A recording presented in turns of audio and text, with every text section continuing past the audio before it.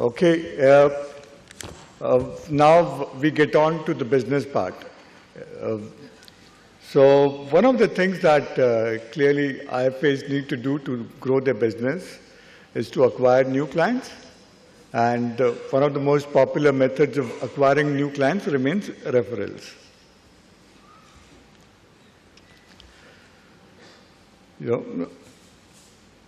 We carried out research in 2010, 2011, 2013. And what we found was that among IFAs, referrals is the most popular activity to acquire new business. Yet, many IFAs don't ask. Okay? The second startling finding that we had was knowing that getting referrals is a good way of acquiring clients. Has anyone, have most IFAs streamlined the process of asking for referrals? The answer is no. Most IFAs have a trial and error method of asking for referrals. So in today's presentation, we will find out how to develop our own unique strategy for acquiring business through referrals. If I were to ask most people in this audience, what is the most common technique of getting referrals? I know what the answer would be. I need to grow my business. This is what most of us would say to the client, right or wrong? Right or wrong? Okay. Now this is what I call referrals as charity. Okay. Reflect upon it.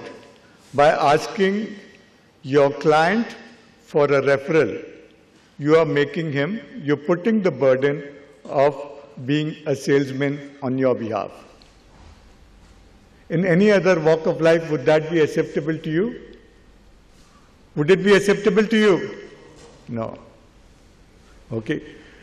So it has very limited appeal. It works when you're very charming. If you're very charming, you can get away with it. On a scale of 0 to 10, where would most of us fall? On a charm scale of 0 to 10, most of us would be around 5, 6, right? So can we depend upon our charm to get new business? We can't.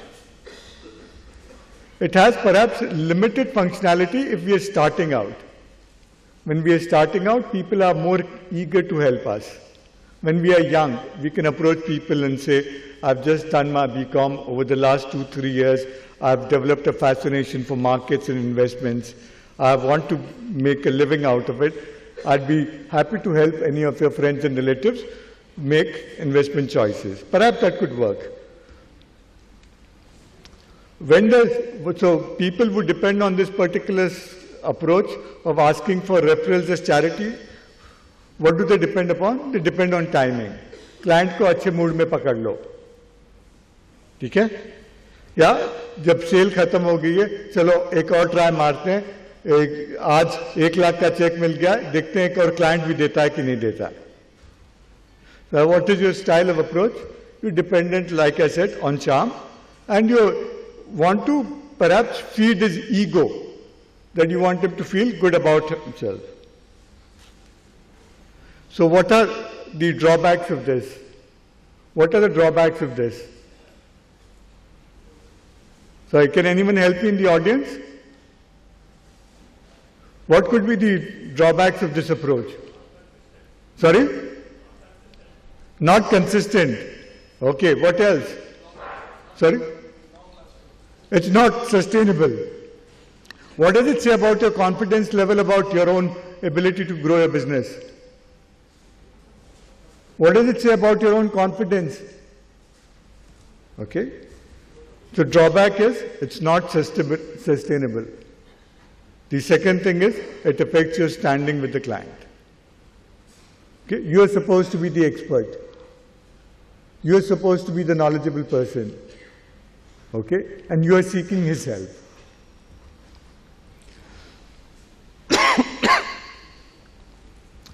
To me, the cardinal principle of getting referrals is not it doesn't matter how to ask for referrals. All that matters is what you've done before you ask for the referrals. Okay? There's nothing like a good technique of asking for referrals. It is basically what you've done to deserve those referrals which counts in the long term. Now let's look at why do clients give referrals in the first place. Clients give referrals in the first place because of something called law of reciprocity. You've done good to me, I'll do good to you. More importantly, clients give referrals because they want to look good in front of their friends. Okay? मेरे को मेरे दोस्त के सामने smart लगना है. I want him to benefit. I want him to benefit by a solution that I'm offering to him through my advisor. So that's the benefit that we're giving to the client. So one of the cardinal principles of asking for referrals is don't approach till they are ready. आज Valentine's Day का दिन है. I'll use an example. All of us have been in college. I can see some largely male audience. Now, those of us who've been to co-ed colleges, we've fallen for some girl or the other. Have we approached her before ensuring that she is in some way ready for us? Can we do that? No. So our task in a business context is to get our client ready for us. How do we get them ready for us? Get branded. Rule number 2, develop a contact program. What do I mean by branding? Very simple, we need to have our own story. I come across IFAs very often and I ask them, if I were to ask you to give me one reason why I should refer you to a friend, what would you tell me? Most of them don't have an answer. Most of them give me an answer, I will provide good service. Is good service a good enough reason for anyone to do business with you? Is good service good enough reason for anyone to do business with you? In today's day and age, good service is taken as a matter of entitlement by customers. You go to a restaurant, you expect to be treated well. You go to a mall, you expect the staff there to treat you with a certain degree of courtesy, right or wrong. You're flying by an airline, you expect it to be treated well. Can service become a differentiator by itself in a field? Very, very difficult. Unless and until it is at a superlative level, you cannot do it. So you need to have a story which says, I make a better financial plan. I help you make the best investment choices. Okay? So you need to call my advisor because you need to know your story. Very simple. It cannot be that please refer me to your client because I provide good service. It has to go beyond that. Very often, our focus is so much on acquiring new clients, we forget to do any kind of a backup activity with our existing clients. Most of us do not have a formal contact management program for our clients. Okay? So I'm urging that we need to stay in touch with our clients. We need to have personal meetings. We need to have a portfolio update. We need to give them a market update or newsletters. We need to talk about our achievements, or if we've given any press interview, we need to perhaps share that with them. We need to greet them on their birthday, anniversary. These are some of the things that I'm suggesting. What are the points that I'm trying to make? The pure principle of psychology which says if you're out of sight, you're out of mind.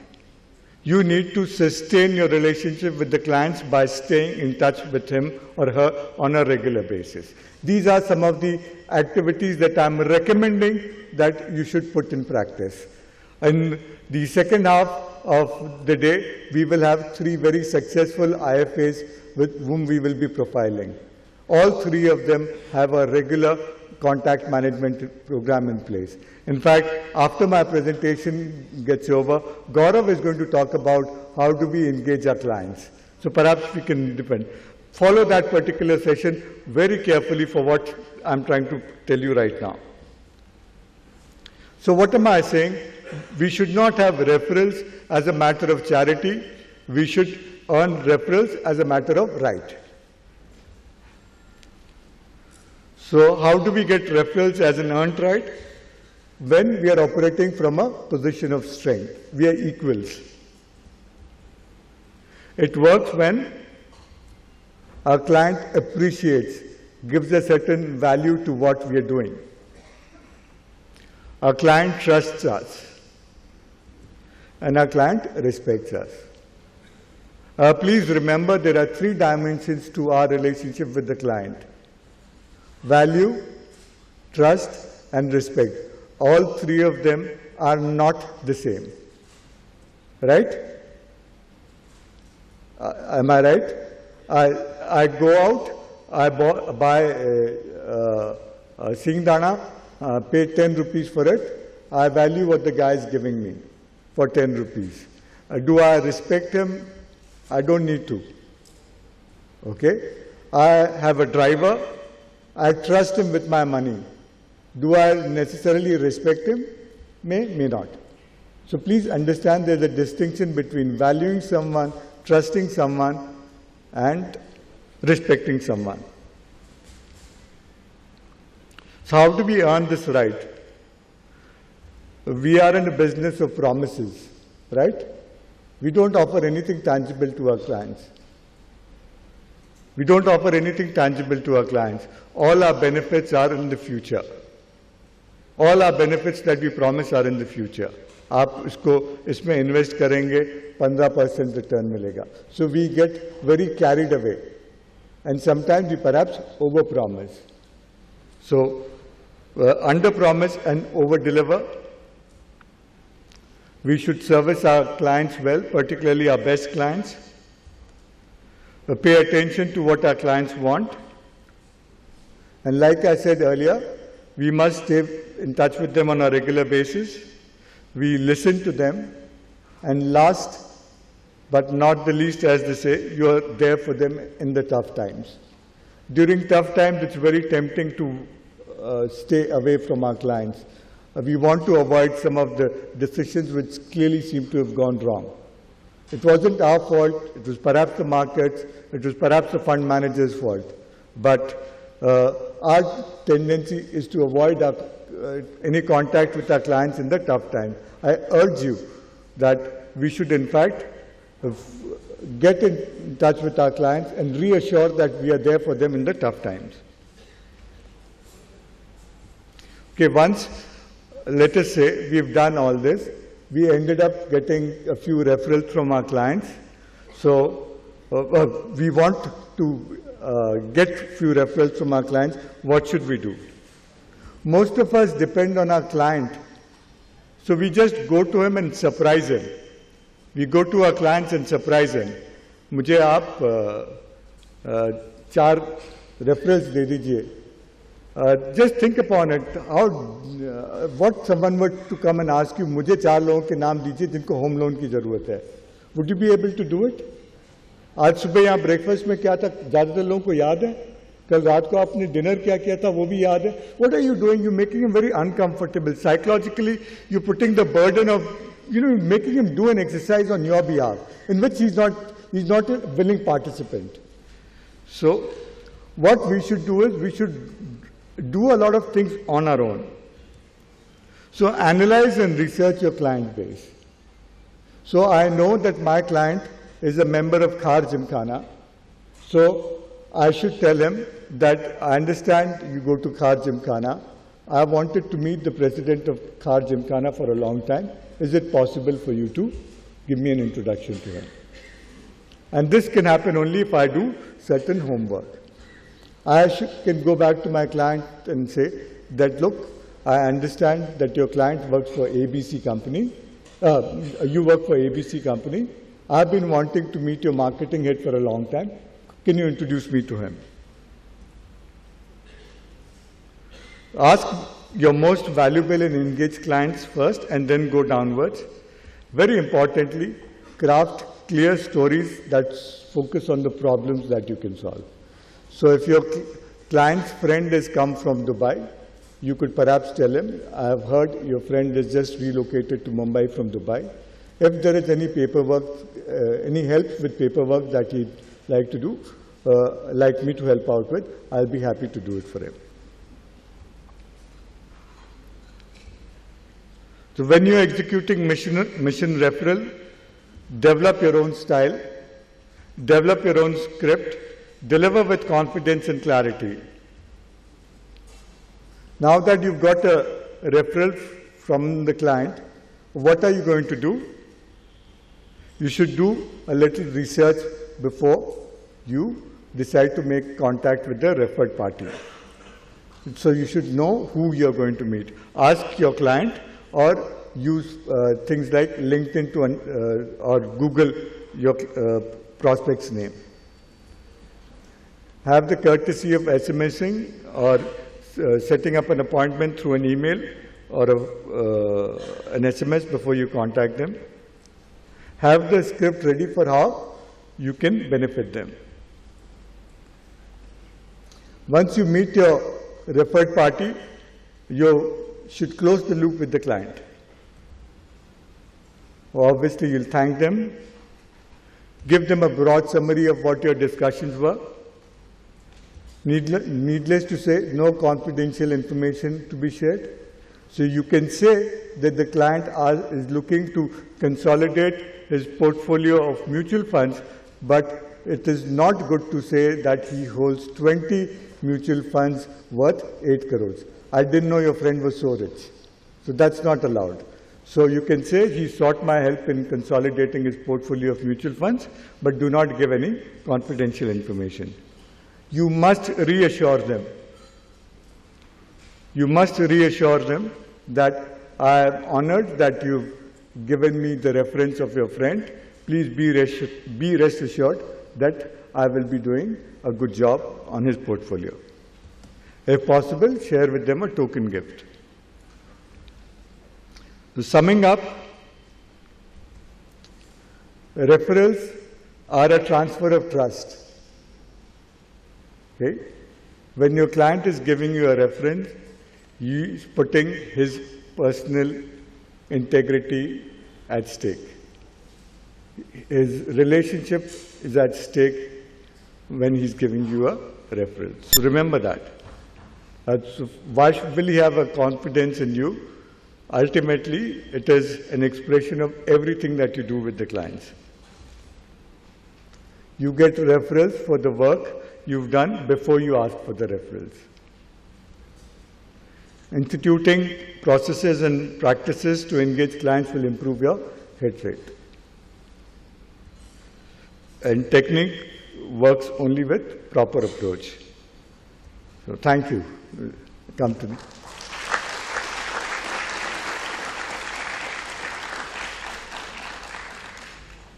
Okay, I think it's now time for a break. All of you, behind your delegate, this thing is the schedule of the day. So I think it's time for a coffee break. Meera, are we ready for coffee? Ready? Okay. So let's break and assemble by 11:30. Okay. The presentation from someplace? Yes, you can. We will be putting up most of these presentations once the speakers give us the permission to do so. So these presentations should be up on our website by tomorrow lunchtime. Okay? So please note down the website URL is cafemutualevents.com. cafemutualevents.com. Okay? So once the speakers give us the permission, we'll be happy to put up the presentations. So far, all the speakers have given us the permission to put up the presentations.